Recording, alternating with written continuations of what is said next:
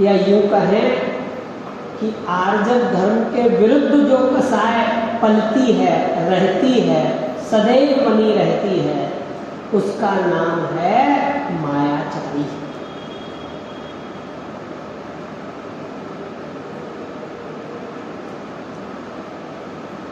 कैसी है मायाचारी?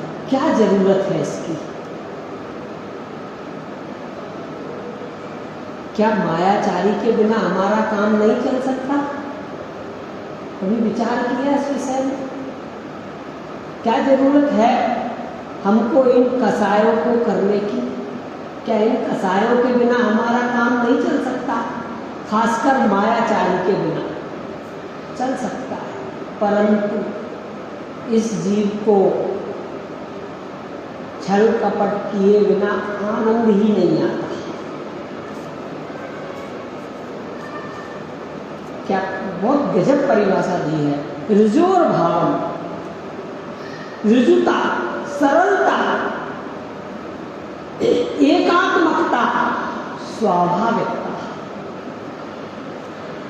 भाई साहब क्या शब्द निकला? स्वाभाविकता। उस स्वभाव का आश्रय क्यों नहीं लिया? क्यों? क्योंकि हमें स्वाभाविक रूप पसंद नहीं है, हमें तो टेढ़ी मेढ़ी चाल पसंद है। पता हूँ आर्जव धर्म की विरोधी माया कसाय है। माया कसाय के कारण आत्मा में स्वभावगत सरलता ना रहकर कुटिलता उत्पन्न हो जाती है। मायाचारी का व्यवहार सहज एवं सरल नहीं होता। वह सोचता कुछ है, बोलता कुछ है और करता कुछ है। उसके मन वचन काय में एक रूपता नहीं रहती। वह अपने कार्य की सिद्धि छल कपट के द्वारा करना चाहता है।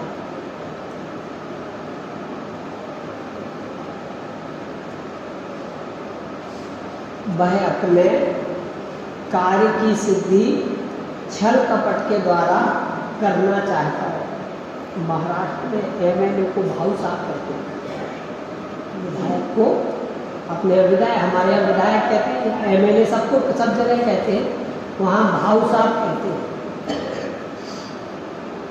तो मैं लगभग 10-15 साल पहले गया,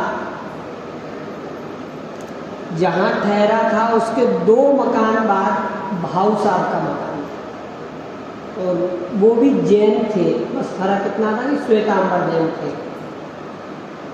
ऐसी चर्चा के दौरान शाम को लगते बड़े अच्छे व्यक्ति, जो कहा जा सकता है अच्छे व्यक्तियों में थे, सम्मान से लोग उनका नाम लेते थे और समाधान भी वो उचित करते थे। मेरा उनसे बहुत परिचय सा हुआ है बाद में।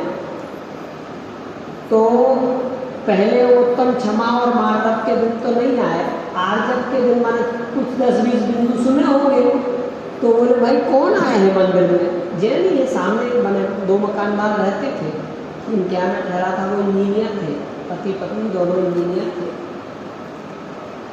2 बच्चे थे उनके। तो बोले पंडित जी आए हैं साहब, हिंदी वाले। बोले मैं आ सकता हूँ क्या? यही अपना समय होता था, 8:15 से 9:15। हाँ बोले आइए साहब। तो भाऊ साहब आए, आपने वो तो कोई पता नहीं, बढ़िया 4-6 चेले चपाटे बंदूक वाले आ गए, बैठ गए। अपने को क्या दिक्कत है? अब मैंने यही चर्चा करी, कौन सी? कि मायाचारी का व्यवहार सहज एवं सरल नहीं होता। वह सोचता कुछ है, बोलता कुछ है और करता कुछ है। और मैंने साथ में कह दिया जैसे आजकल के नेताजी। अब मुझे क्या पता भाई। तो जो इंजीनियर साहब थे यहाँ पास में आके मेरा हाथ दबाया, क्यों साहब? नहीं। अब फिर मैं समझा बाद में कि ये भाऊ साहब है। बाद में उन्होंने बता दिया था यहाँ समझ गया, जो उनके रंग ढंग कार्ड वार्ड आए समझ। तो इनका मैं व्यक्ति विशेष की बात नहीं कर रहा हूं, मैं मायाचारी की बात करता हूं। यदि हमारा भेष कोई सा भी हो, कैसा भी हो, अभी आएगी ये बात आगे आने वाली है, अगर मन में अंदर कपट बैठा हुआ है तो हम मोक्ष मार्गी नहीं, संसारी हैं, अपना संसार ही बढ़ा रहे हैं। टोडरमल जी साहब ने क्या प्रवृत्ति लिखी, देखो कि जब इसके माया कसाय उत्पन्न होती है तब छल द्वारा कार्य सिद्ध करने की इच्छा होती है, छल द्वारा कार्य सिद्ध करने की इच्छा होती है, उसके अर्थ अनेक उपाय सोचता है, नाना प्रकार के कपट के वचन कहता है, शरीर की कपट रूप अवस्था करता है, बाह्य वस्तुओं को अन्यथा बतलाता है तथा जिनमें अपना मरण जाने ऐसे भी छल करता है। कौन? मायाचारी, छल कपटी। कपट प्रकट होने पर स्वयं बहुत दुखी होता है, मरणादिक हो उसको भी नहीं गिनता। अभी तक तो अपन ये जानते थे कि भाई क्रोध के तीव्र उदय में व्यक्ति आत्महत्या करता है, पर यहाँ महापंडित टोडरमल जी साहब लिखते हैं कि मरणादिक को भी नहीं गिनता।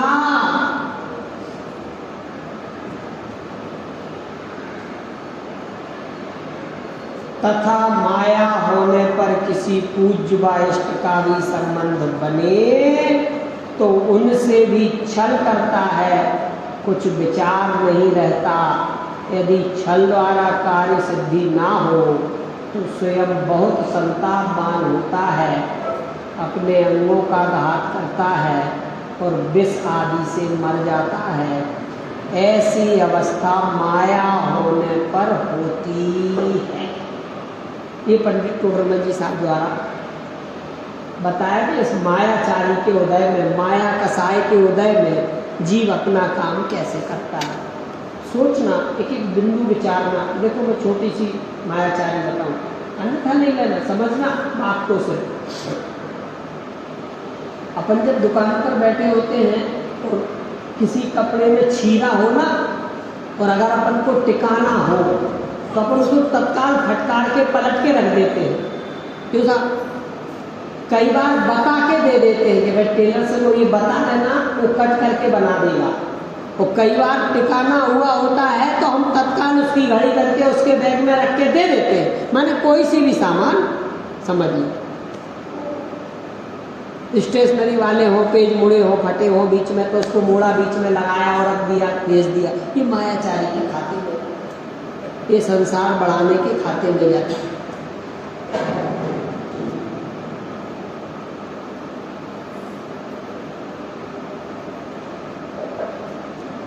60 रुपये वाला पेन है, हमने 80 रुपये वाले डिब्बे में रखा और दे दिया। 20 वाला पेन है, 25 वाले डिब्बे में रखा और दे दिया। रिफिल चेंज करिए, माने कैसे भी करके हम जो कार्य कर रहे हैं ये सब छल कपट वाले हैं, संसार को बढ़ाने वाले हैं। अब यहाँ पर एक गजब बात लिखी है कि ध्यान देने योग्य बात यह है कि लौकिक कार्यों की सिद्धि मायाचार से नहीं, पूर्व पुण्योदय से होती है। बहुत गौर करने वाली बात है। और पारलौकिक कार्य की सिद्धि में 5 समवायों के साथ पुरुषार्थ प्रधान है। कठिन होगी बात, सरल। लौकिक कार्यों की सिद्धि छल कपट मायाचारी से नहीं, पूर्व पुण्य के उदय से होती है। देखो मैंने शायद कहा था परसों नरसों कि 2 डिब्बे हो, 2 डिब्बे, और एक में प्रतिदिन 1 रुपये का सिक्का डालें और दूसरे में 10 रुपये का नोट डालें प्रतिदिन, और 3 महीने बाद खोले तो किस में क्या निकलेगा? क्यों साहब? 1 रुपये वाले में 90 रुपये और 10 रुपये वाले में 900 रुपये। तो हमने डाला क्या है? हमने छल कपट किया, मायाचारी करी, क्रोध किया, मान किया, अपने जीवन में क्या किया वो हमारे उदय में आएगा। उसमें क्या बुराई है? उसमें बुराई कहाँ है? हमने जो किया वो उदय में आया। अरे पंडित जी ऐसा कुछ नहीं है, अच्छे अच्छे गरीबों को करोड़पति होते देखा है और अच्छे अच्छे करोड़पति को रोडपति होते देखा है। वही तो मैं कह रहा हूँ, वही मैं कह रहा हूँ कि जिसके डिब्बे में जो होगा वो निकलने वाला है। एक नाटक खेला करते थे हम लोग, गरीब। उस गरीब नाटक में मैं बेटा बनता था और मेरे पिताजी बनते थे। माने ये समझ लो उस समय की बात है, 20-25-30 साल पुरानी बात। और वो नाटक हमारा इतना फेमस था कि हर पंचकल्याणक में होता था। हमारे उस पंचकल्याणक के बाद में फिर डीपी कौशिक का नंबर लगता था। इतना फेमस नाटक था गरीब। उस गरीब की हिस्ट्री क्या है? एक सेठ होता है और वही छल कपट के द्वारा, छलन के कारण वो बहुत पैसा कमा लेता है। नाटक है, एक स्क्रिप्ट है और बहुत पैसे वाला हो जाता है। अच्छे बढ़िया नौकर चाकर, काम दाम सब बेहतरीन चलते हैं उसके। एक दिन उसके सपने में, नाटक है ना, समझना, नाटक ही समझना उसको। एक दिन सपने में सेठ के लक्ष्मी जी आती हैं और कहती है, हे सेठ, मैं अब तेरे पास बहुत रह ली, अब मेरा जाने का मन है। क्यों साहब? तो सेठ बोलता है, अरे सपने तो उल्टे होते हैं, सपने तो विपरीत होते हैं। इसका मतलब लक्ष्मी मेरे से कभी नहीं जाएगी। क्या दिमाग लगाया? ये लक्ष्मी मेरे से कभी नहीं जाएगी। फिर एक दिन सुबह सुबह लक्ष्मी जी फिर उसके सपने में आती हैं। देख सेठ, मैं तुझे आगाह करती हूँ कि मैं तेरे पास बहुत रह ली और अब मैं जाने वाली हूँ। अब सेठ के दिमाग में कुछ शंका बनी कि सुबह का सपना तो 5-5:30 बजे का सपना तो सच होता है। अब सेठ के उथल पुथल हुई। इस नाटक है पूरा, 1.5 घंटे में होता है, मैं आपको 5 मिनट में पूरा करूँगा। सेठ ने कहा किसी से नहीं, थोड़ी अपनी धन संपत्ति की चौकसी बनाई, ताले वाले चेंज कराए और तिजोरियाँ भी कुछ नए रूप में लाई गई, सब ऐसे। और परकोटा उठा दिया गया, धन संपत्ति, अपार धन संपत्ति, सारी व्यवस्था करके कुछ लोगों को लगा कुछ गड़बड़ तो है, सेठ बड़ी व्यवस्था में लगे हुए हैं। तो एक जो उनका चापलूस कह लो या नजदीक समझ लो, तो क्या बात है सेठ जी, बड़ी सुरक्षा कराई जा रही है? नहीं, कुछ नहीं। वो तो मुझे ऐसे लगा बहुत दिन से क्या रेनोवेशन होना चाहिए, तो रेनोवेशन करा रहा हूँ। ठीक है, कराओ, कोई दिक्कत नहीं है। अब सेठ जी के सपने में कुछ दिन बाद लक्ष्मी फिर आती है कि सेठ, तू बहुत इंतजाम कर रहा है, सतर्क हो जा। बोले नहीं, अब तो मैंने ताले वाले भी बदलवा दिए, चौकीदार भी बना दिए, परकोटा भी उठा दिया, मैं अब तू मेरा कुछ नहीं, तू जा नहीं सकती यहाँ से। हो गए, बहुत दिन हो गए, व्यवस्था हो गई। अब वो लक्ष्मी जी उनके सपने में फिर आकर के कहती हैं, सेठ, ये लक्ष्मी तो जाएगी ही जाएगी, और लक्ष्मी नहीं जाएगी तो तू जाएगा।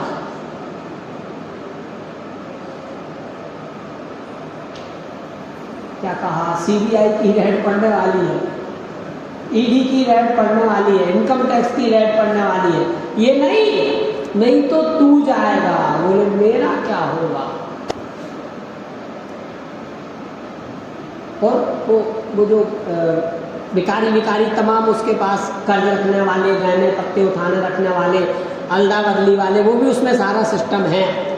कैसे सेठ बना वो सारा, कि असली रख लिया, नकली दे दिया, मिल मिला के ऐसा, वो भी सब उसमें है नाटक में। और उसको नहीं, अपने को प्रयोजन इतना छल कपट वाला लेना। तो वो सेठ जब पूरी सुरक्षा बढ़ा देता है और कुछ नहीं बिगड़ने वाला होता है और बड़ा निश्चिंत होकर के कहता है कि मेरा कुछ बिगड़ेगा नहीं, तो वो लक्ष्मी जी एक दिन आती हैं सपने में और उसका हाथ पकड़ करके बाहर खींचने जाती है। तो साहब ये खुला, रात में आई और हाथ पकड़ के ले गई। अब बोले तुझे चलना है या लक्ष्मी जी को ले, मैं जाऊं। अब बोलो क्या निर्णय करे सेठ, क्या निर्णय करेगा? मरता क्या ना करता? बोलो क्या करना है? मैं जाऊं? तो बोले तुम कैसे जाओगी? बोले 1 मिनट में अभी पूरी जगह आग लग जाएगी तेरे पूरे मकान में, और या तुझे चलना है। तो इसको युक्ति सूझी कि मैं फायर प्रूफ सिस्टम लगा दूं। उसने बढ़िया वैसी व्यवस्था की फायर प्रूफ सिस्टम लगाने की। तो बोले सेठ मुझे लगता है कि तेरा ही समय आ गया। जितनी छल कपट मायाचारी करना थी, जितने तेरे पुण्य का उदय मेरे साथ का था, उतना रहा। अब तो तेरा ही समय आ गया। बताओ, मायाचारी में कोई कमी थी? धन संपत्ति में कोई कमी थी? कोई कमी नहीं थी। क्या शब्द लिखा कि लौकिक कार्यों की सिद्धि मायाचार से नहीं, पूर्ण पुण्योदय से होती है। मैंने एक बात और कही थी, उसको भी दोहराना चाहूंगा कि मायाचारी व्यक्ति सदैव सशंकित रहता है, उसका उपयोग स्थिर नहीं रहता। शाम के समय जैसे लौकिक में अपन जो मायाचारी करते हैं ना, यार तेरे बारे में तो वो ऐसे ही कह रहा था, क्या सही है क्या ये बात? जबकि उसने तो कहा नहीं। तो हम जो छल कपट बाहर करके आए हैं, तो हमारा उपयोग भी जिनेंद्र देव के सामने लगने वाला नहीं है। अरे कैसे भी होकर के इस रजिस्ट्री पर एक बार दस्तखत हो जाए, कैसे भी हो, चाहे रजिस्ट्रार पैसे ले लेवे, चाहे डीएम सीएम जिसको भी देना लेना हो, ये काम निपटना चाहिए यार भाई, बड़े बेफिक्र। तो क्या करें, कौन इनका विरोधी, कौन इनका विरोधी है, कौन इनके चाहने वाले हैं, ये किसकी बात मानते हैं, ये कैसे होगा, ये कैसे, दिमाग में यही चलेगा ना कि भगवान की पूजन में मन लगेगा, अर्घ तो इस थाली से इस थाली में जरूर होगा, परंतु वो उपयोग तो बाहर ही रहने वाला है। उसको कह रहा है छल कपट। भैया पूजन करना है, पूजन करना है, नहीं, उसके मन में तो विकल्प चल रहा है कि बस 10 बजे यहाँ से जाऊँगा, सबसे पहले उनसे ही मिलूंगा। अरे ये छल कपट भगवान से, किससे? माँ जिनवाणी से, जिन मुनिराजों से छल कपट। कहाँ जाओगे? कैसी गति होगी? क्यों उपयोग नहीं लग रहा है? क्यों हमें यहाँ से भागने की पड़ती है? क्यों? क्योंकि उपयोग स्थिर नहीं है, चित्त चंचल हुआ जा रहा है। हम माया के वशीभूत होकर के काम करते। कभी विश्वास हुआ आपको कि पुण्य का उदय होगा? कब विश्वास तो हुआ, कब हुआ? जब रो पीट के मार के सारे चक्कर कर लिए, तब लगता है भैया जो भगवान को मंजूर होगा तो। पहले नहीं, पहले तो बहुत पूरा कपट कर लिया, जितनी मायाचारी कर सकते थे कर ली। उसके बाद जब काम नहीं बना, तब हमने तो भंवर में तेरे भरोसे, तब कहा पहले तो करके देखो।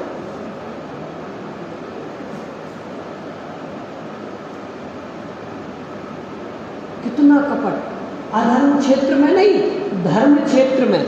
वो नहीं कहना चाहता मैं, समझ लो, बोलियां लगाते ना, बोलियां, क्या है ये? वो उनके कोड बना दिए, कोड इतने रुपए का ये कोड, इतने रुपए का ये कोड। क्या है भाई?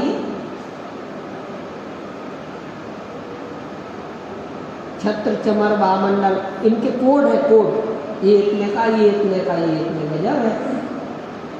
कैसी मायाचारी, कहाँ धर्म क्षेत्र में दान देते हुए भी जो व्यक्ति पाप बांध रहा है, मायाचारी कर रहा है, छल कपट कर रहा है, और माया तैर्यो नश्य, मायाचारी का फल त्रियंच गति है। इतने सारे जीव नहीं घूम रहे, लाइट के उजाले में इतने सारे जीव ऐसे ही नहीं आ रहे, ये सब मायाचारी करी है न तब बन पा रहे हैं।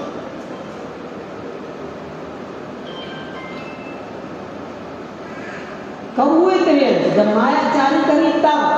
तो हमें मायाचारी करके स्वर्ग मिलेगा? कोई मिलने वाला, बहुत विचार करना। गजब लाइन है। यहाँ ध्यान देने योग्य बात यह है कि लौकिक कार्यों की सिद्धि मायाचार से नहीं, पूर्ण पुण्य के उदय से होती है, और हमें हमारे पुण्य पाप का भरोसा ही नहीं है।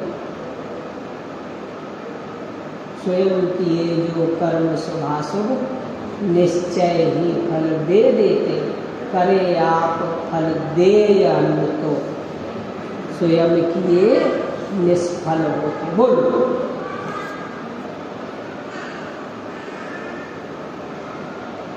एक मिनट में घर के क्लेश समाप्त हो जाए अगर हमें अपने पुण्य और पाप का भरोसा हो जाए। एक बड़े पंडित जी साहब का एक कथन ही पूरा जीवन बदल देने वाला है। एक कथन ही, कौन सा? कि मेरे पुण्य प्रमाण मुझे सामग्री मिली है, और यदि मैं उसमें संतुष्ट हो जाऊं, क्या कहा? मेरे पुण्य प्रमाण मेरी सेवा हो रही है, यदि मैं उसमें संतुष्ट हो करके खेद खिन्न ना बरतूं तो मेरे पाप का उदय अपने आप समाप्त हो जाने वाला है। एवं जी का एक उदाहरण भी क्योंकि मैंने खुद सुना, 1992 का प्रवचन। और किसी को बहुत प्यास लग रही, बहुत प्यास, तो वो आधा गिलास पानी भर के लाया। भाई साहब पानी पिलवा दो, बहुत प्यास लग रही है, बहुत प्यास लग रही है भाई साहब पानी। वो आधा गिलास पानी लेके आया। तो वो आधा गिलास जिसको बहुत प्यास लग रही है पानी पिएगा या फेंक देगा? हे दुष्ट, मुझे बहुत प्यास लग रही है और तू इतना सा पानी लाया, क्या करेगा? क्या करेगा? यदि वो दुष्ट होगा तो फेंक देगा, और संतोषी होगा तो उस आधे गिलास पानी में भी संतोष कर लेगा। ऐसे ही हमारा है, हमारे उदय ही इतना है और हम चाहते सारा है। क्यों नहीं ये बात सहज स्वीकार होती? इस बात को स्वीकार नहीं करने का नाम मायाचारी है। हमारे उदय में जो है वही तो मिलेगा, हमें सारा चाहिए, इसका नाम मायाचारी है।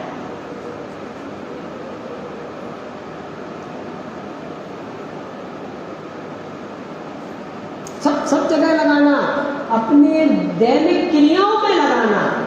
ऐसे कैसे लगाना कि मान लो आपकी रोटी जल गई, तो उसको जली हुई स्वीकार करना, उसको 2-3 बार ठोक करके ये कह के नहीं परोस देना कि देखो आज मैंने आपके लिए कड़क रोटी बनाई।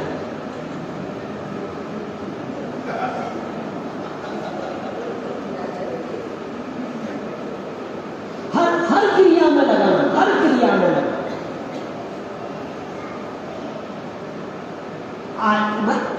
कोई दिक्कत नहीं है ना, हम कहाँ मायना देते हैं कि ये ऐसी है, या आपको ऐसा कहाँ विद्वेष है कि हम ऐसी खिलाएं। माने हर जगह, पानी में, उठने में, बैठने में, हर जगह ये बात लगानी चाहिए कि हमसे छुपा हुआ मायाचार तो नहीं हो रहा है।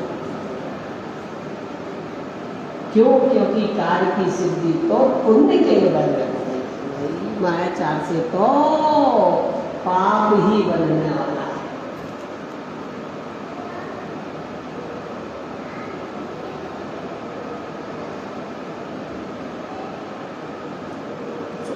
विचार करना है।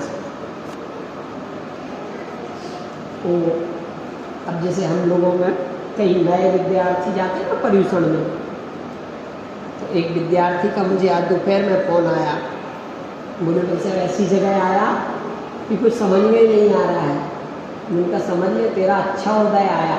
बोले कैसा? भरपूर स्वाध्याय कर। बोले सुबह पूजन होती है और प्रवचन होते नहीं, अकेले शाम को व्याख्यान होता है और वो भी कहते हैं आधा घंटे का। कोई दिक्कत नहीं है, आधा घंटे का करो, पर स्वाध्याय इतना कर लो कि तुम्हें 10 दिन 1 साल जैसे लगे। अच्छा मौका मिला उनका, बहुत बढ़िया। बोले अनुकूलता में उनका छोड़ो, अपन अनुकूलता भोगने के लिए नहीं गए, अपन तो अपनी जिनवाणी का रसास्वादन कराने गए हैं और वो नहीं कर रहे हैं तो खुद कर लो। बस ये 10 दिन का तुम्हारे ऐसा ही उदय है, ऐसा स्वीकार करके मां जिनवाणी की शरण में चले जाओ। हर हर हर क्षण अपने दिमाग में क्या चल रहा है? प्लान प्लान प्लान प्लान मतलब समझते हो क्या होता? उपयोग को बर्बाद करना।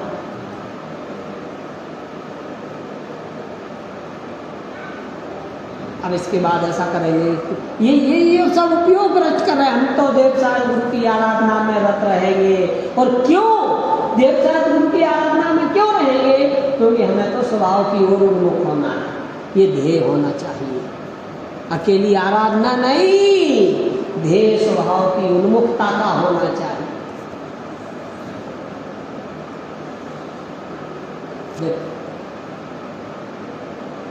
और कार्य सिद्धि के लिए कपट की आवश्यकता नहीं पड़ती, उसकी प्रवृत्ति तो अपने जोर के जरिए कार्य सिद्ध करने की रहती है।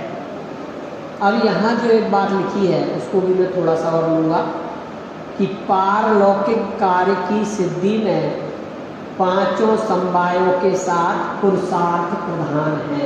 बिंदु ख्याल में आया? लौकिक कार्यों में पुण्य की आवश्यकता, समझ गए ना? यदि पाप का उदय भी है ना, तो पाप के उदय में क्लेशित नहीं होना माने पुण्य का उदय। समझना मेरी थ्योरी, मेरी नहीं मां जिनवाणी की। भैया बात ख्याल में आई? यदि पाप का उदय भी है, हमारे शरीर संबंधी कोई असुविधा है, परिवार संबंधी कोई असुविधा है, तो उस असुविधा में क्लेशित नहीं होना, इसका नाम पुण्य का उदय। बोलो, करना इस बात पर विचार, बहुत विचारणीय बात है। मां जिनवाणी की शरण में कोई दुखी हो जाए ऐसा हो सकता नहीं है। ये तो ऐसी गोद है, एक ऐसी गोद है मां जिनवाणी की कि जहां कोई दुखी दिख ही नहीं सकता है। और क्या लिखा कि पारलौकिक कार्य की सिद्धि में 5 समवायों के साथ पुरुषार्थ प्रधान है। इसको मैं लूँगा थोड़ा सा। पारलौकिक कार्य माने अपनी सिद्धत्व की प्राप्ति करने का प्रयास। मैं भगवान जैसा सुखी हो जाऊं, ऐसा प्रयास, माने स्वभाव की ओर उन्मुख हो जाऊं, ऐसा प्रयास। कैसे हो सकते हैं? तो क्रमबद्ध पर्याय की पुस्तक में 5 वस्तुएं बताई हैं। कौन कौन? कोई किसी को याद है?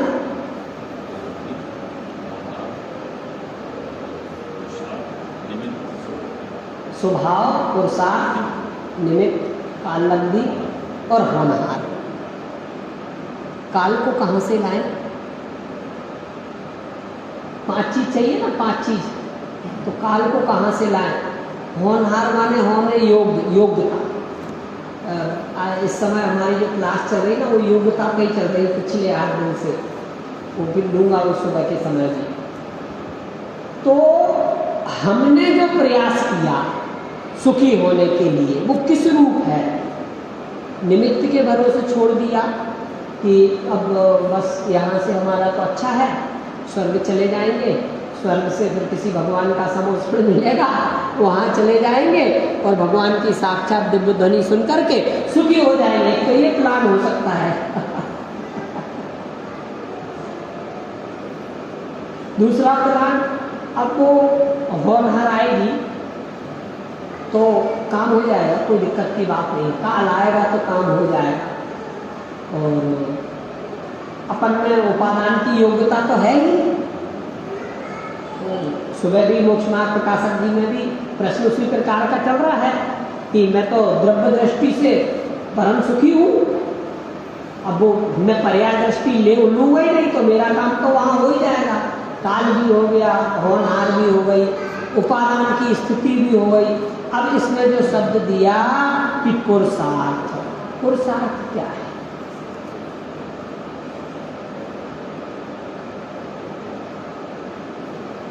असली पुरुषार्थ बताऊं? और जो चार समवाय है ना, इन चारों समवाय से उपयोग को समेट करके अपनी आत्मा के सम्मुख करना।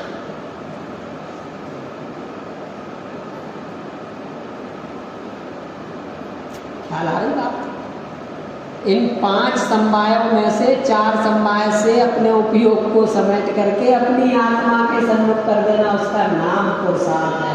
कभी किया इस बात पर विचार कि बस काल के भरोसे वो आएगा? बस अभी तो पंचम काल चल रहा है, सहनन भी नहीं है, और एक पक्ष समझ लो इस समय एक गुट्टी पिला रहा है कि तेरे पुण्य का उदय होगा तो सारा काम हो जाएगा। हमें लगता है पुण्य का उदय, इससे अच्छा और सर्वोत्कृष्ट क्या पुण्य का उदय होगा कि हमें प्राप्त पर्याय और प्राप्त संयोग मिल गए। इससे और उत्कृष्ट कोई पुण्य का उदय नहीं हो सकता। माने वो पर्याय प्राप्त हो गई जिसमें हम संयम धारण कर सकते हैं। इससे और ज्यादा क्या पुण्य चाहिए? अरे कम है, घर में एसी नहीं है, अरे वॉशिंग मशीन गड़बड़ कर रही है, अरे तो मकान 2 ही मंजिल है, बहुत पक्का है, अरे कहाँ दिमाग लग रहा है? पूरा उपयोग पाप में जा रहा है 24 घंटे।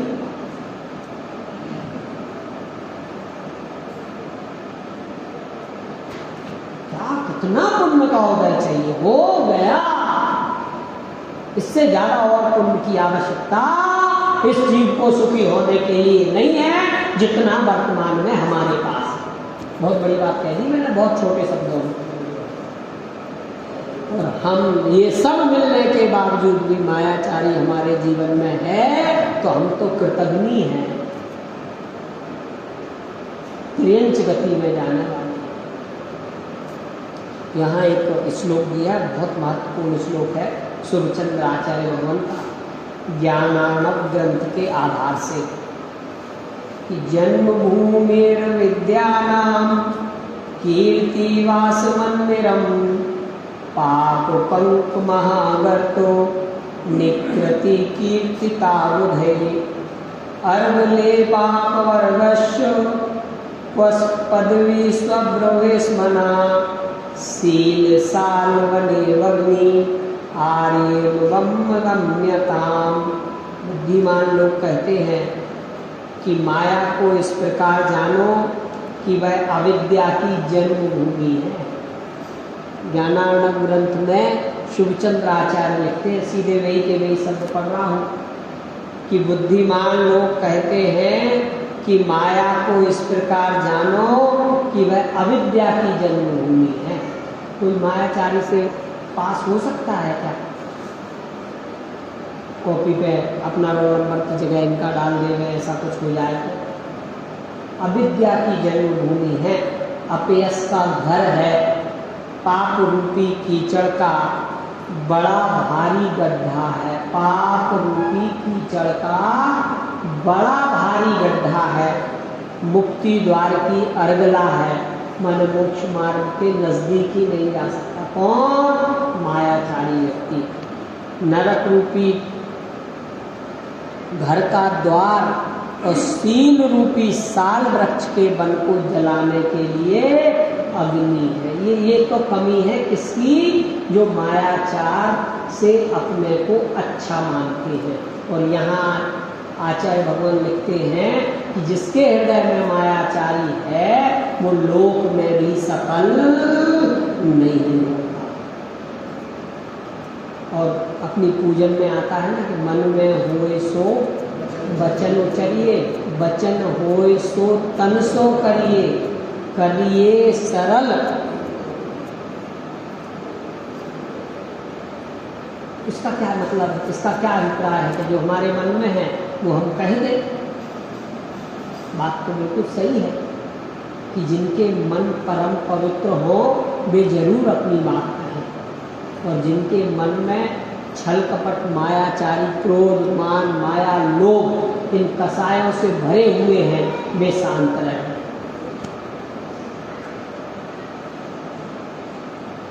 देखो ध्यानत राय जी कोई सामान्य कवि नहीं थे, सामान्य पूजनकार नहीं थे, बड़े महत्वपूर्ण और एक एक लाइन इतनी अर्थ से भरी हुई है कि मन में होए सो वचन चाहिए।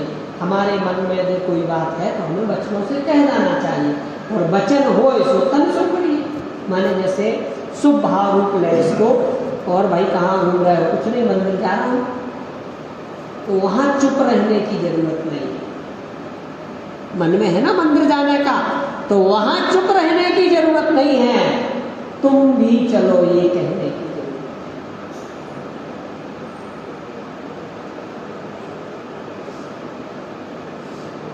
क्या कहा? और भाई कहाँ जा रहे हो? कुछ नहीं यार, थोड़ा सा बाजार से सामान ले आऊं। सामान तो ये कहने की माने समझ लो अवशिष्ट पदार्थ जिनको हम अच्छा नहीं मानते वो लेने जा रहे हो, समझ लो बाजार की खाद्य सामग्री बनी हुई, तो ये कहने की जरूरत नहीं है, क्योंकि ये पर्यूषण पर्व के टाइम में ये काम हमारे लिए शोभा नहीं देता। चुप रहो भैया, कहाँ जा रहे हो, तुम चुप ही रहो। और यहाँ क्या लिखा कि मन में होए सो वचन चलिए, वचन होए सो तन सो करिए। तो ये लाइन लिखी क्यों है? तो बोले दादा ने उसका किया है कि ये लाइन महान मुनि राजों के लिए लिखी, इनके लिए जिनके मन वचन और तन को भी देख करके हम रोमांचित होते हैं और मोक्ष मार्ग की याद आती है, उनके लिए है। हमारे मन तो इतने कपटों से भरे हुए हैं कि शांत रहने में ही फायदा है।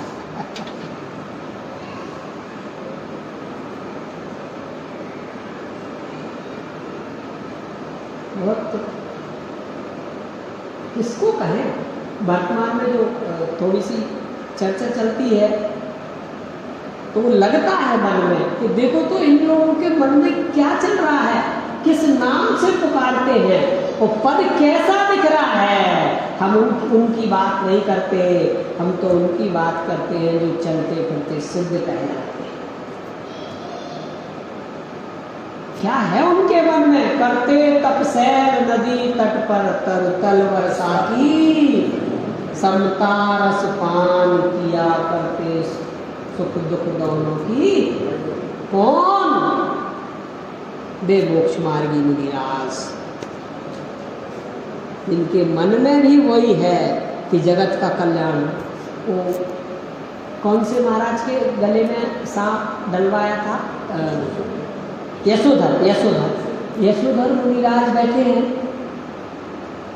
राजा श्रेणिक आए, वो अन्य धर्म को बिलोंग करते थे, पुरानी चेतना दिगंबर धर्म को मानती थी।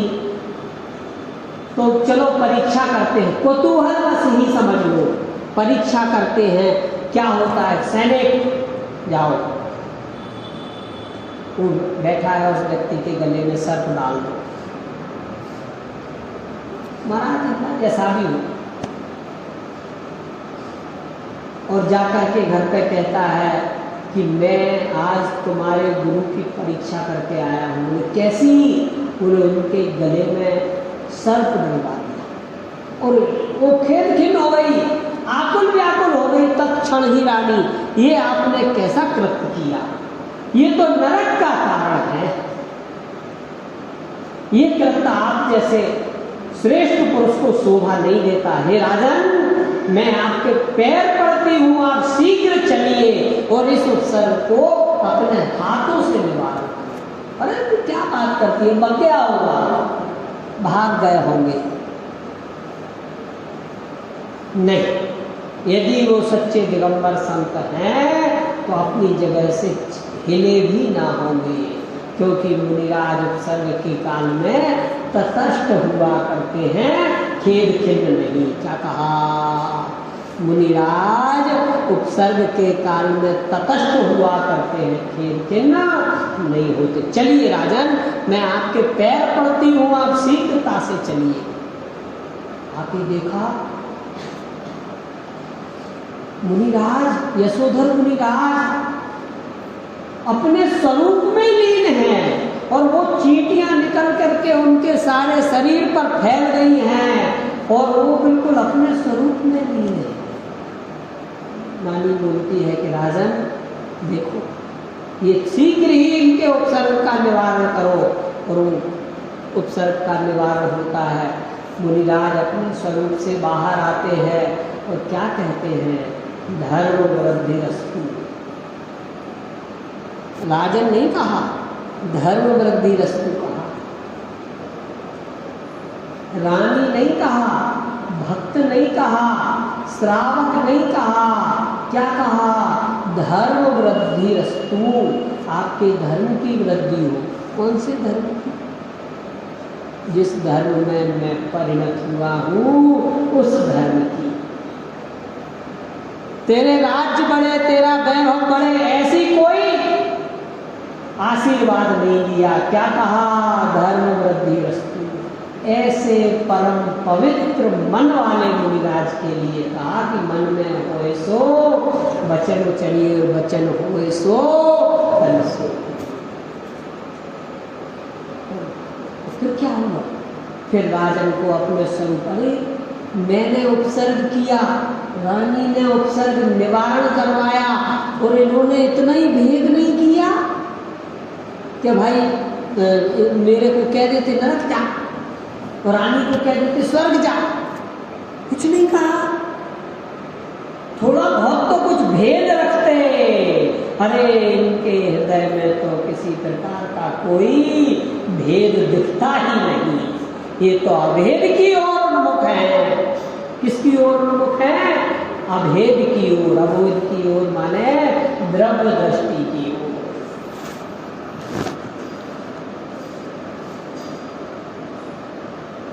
समझ लो, मन में होए सो उनके, और हम और आपके लिए भैया मन में होए सो मन में ही रखिए। बिल्कुल और वचन से अगर कह भी दो तो भैया तन से मत कर देना, क्योंकि प्रत्येक प्राणी के मन इतने कलुषित हो चुके हैं कि प्रलय आ जाए अगर प्रकट हो जाए। समझना, बहुत विचार करना। अभी तो अपना समय हुआ है, इसमें थोड़ा सा एक प्रकरण और है, प्रयास करूँगा कल लेने का, और इस प्रकार से अपने उपयोग को समेट करके अपने जीवन से छल कपट मायाचारी को विराम देकर के स्वभाव के सन्मुख हो गए। ऐसी मंगल भावना के साथ में आज की चर्चा समाप्त। सहजानंदी